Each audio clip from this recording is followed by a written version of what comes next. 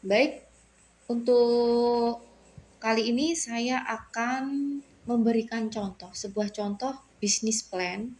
Bisnis plan tentang pengolahan makanan khas daerah yang dimodifikasi.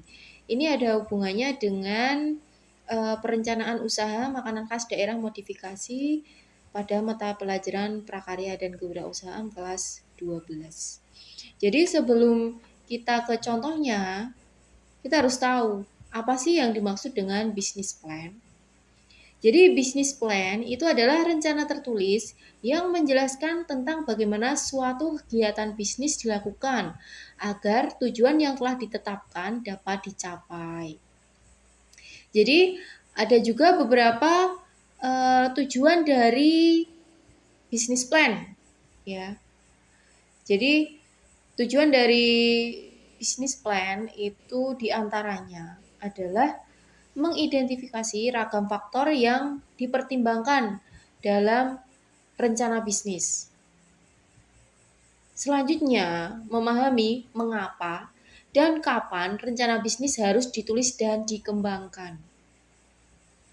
Selanjutnya, memahami keunikan dan tantangan dalam proses rencana bisnis.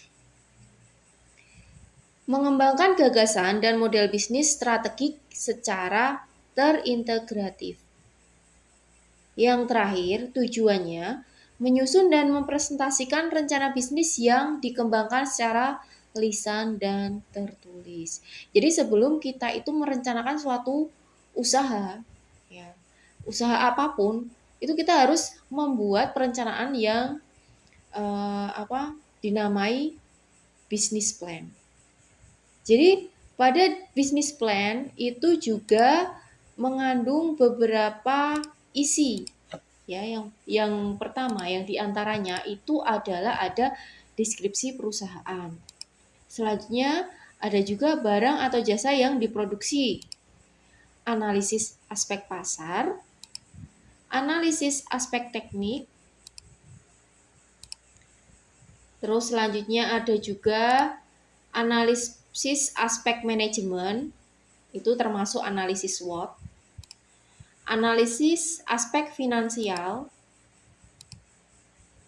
dan ada beberapa komponen biaya operasionalnya. Oke, di sini saya mengambil salah satu contoh bisnis plan yang dibuat oleh siswa saya dari SMA Negeri 1 Kota Mukit kelas 12 yang bernama Alvinor Azuma, Anura Almas, Firman Arifianto, Hiliati Zahirna, Putri Desi, dan Raina Dewi.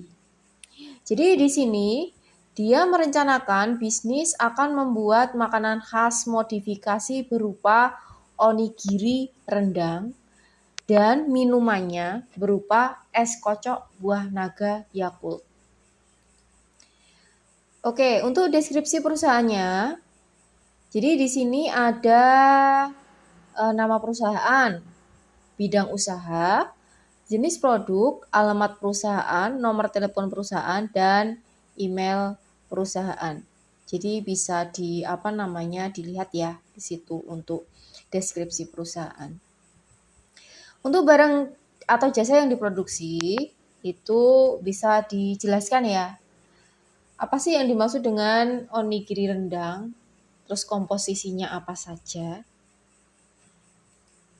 Untuk analisis aspek pasar itu terdiri dari gambaran umum pasar, jenis produk yang dipasarkan, target pasar, pesaing, sasaran pembeli. Analisis aspek teknik terdiri dari produk, harga jual, promosi, sistem pemasaran, dan distribusi. Untuk analisis aspek manajemen, itu merupakan analisis SWOT yang terdiri dari kekuatan atau strength, peluang, kelemahan atau weakness, ancaman atau threats. Ada juga yang dimaksud dengan analisis aspek finansial, yaitu kebutuhan dari beberapa investasi. Ya, investasi dari bahan baku produksi, biaya operasional seperti itu. Nah, Nah, seperti itu ya untuk contohnya. Mungkin ada yang terinspirasi untuk membuat bisnis plan sebelum memulai usaha. Nah, ini ada contohnya. Jadi seperti ini. Ini contoh dari siswa SMA Negeri 1 Kota Mungkit yang saya ampu. Jadi mungkin ini bisa menjadi inspirasi, tapi ini juga menurut saya masih kurang lengkap ya.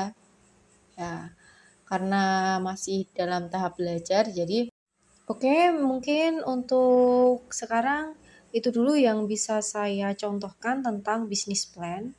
Dan jangan lupa simak untuk materi-materi yang lain di channel Ayunani Sabrian. Terima kasih atas atensinya. Jangan lupa di-subscribe dan di-view sampai selesai. Terima kasih.